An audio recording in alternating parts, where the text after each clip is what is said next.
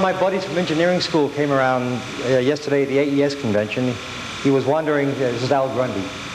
We went to Columbia together. What I hit. He was wandering through a second-hand bookstore and came across a 1956 copy of a magazine called Audiocraft, which was a short-lived offspring of High Fidelity. In there was an article I wrote back then about the theremin. There was a couple of pictures of me. I showed it around at our booth, and everybody went, "Oh, look at Moog, he's got short hair." Which started me thinking about just how long I've been in this business and about all the changes that have gone past. Back 25 or 30 years ago, electronic musical instruments had vacuum tubes in them. There was something you played either from a very rudimentary keyboard or by some other tricky means. But they were generally modeled after traditional acoustic performance instruments. Just using a different medium, but the same idea of how you make music. Around that time that I was getting into the electronic musical instrument business myself as a teenager and then a college student, Vladimir Yusachevsky, a new member of the Columbia Music Department, was experimenting with tape recorders. And his was a very big invention.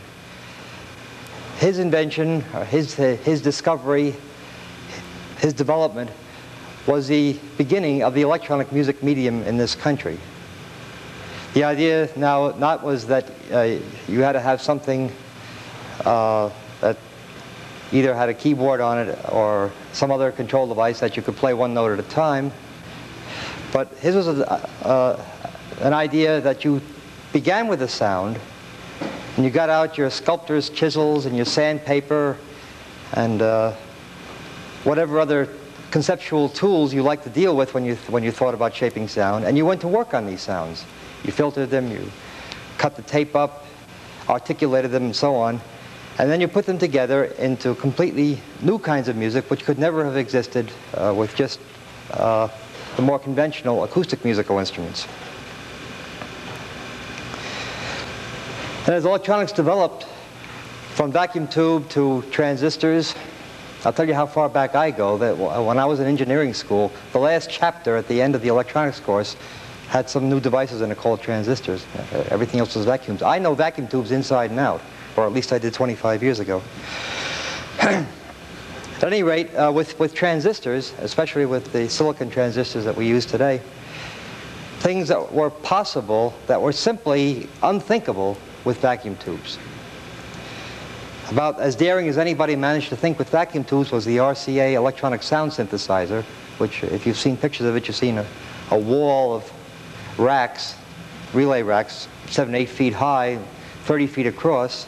This produced 4 channels of sound that could be programmed. I guess there were 6 or 8 parameters that could be programmed for each sound. And that was about it. But with silicon transistors, then with integrated circuits, then with large-scale integration, which is where we are now, it was thinkable to bypass the actual physical handling of pieces of tape in modifying and assembling sounds and go right to electronic manipulation. And with each succeeding development along those lines, first the laboratory computer programs, the ones that came out of Bell Labs and MIT, Stanford, and so on. And then from the other side, from the consumer electronic side, the digital sequencers, until the Fairlight, we've seen a variety of ways of gaining access to control over whittling sounds and sticking them together.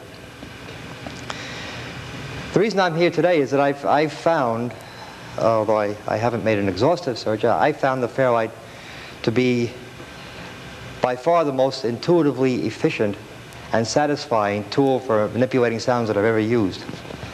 And that includes modular synthesizers. I'd like to show you how you manipulate sounds in the Fairlight, to give you, perhaps to give you some feeling, and then we'll talk a bit about how these sounds are put together in the machine.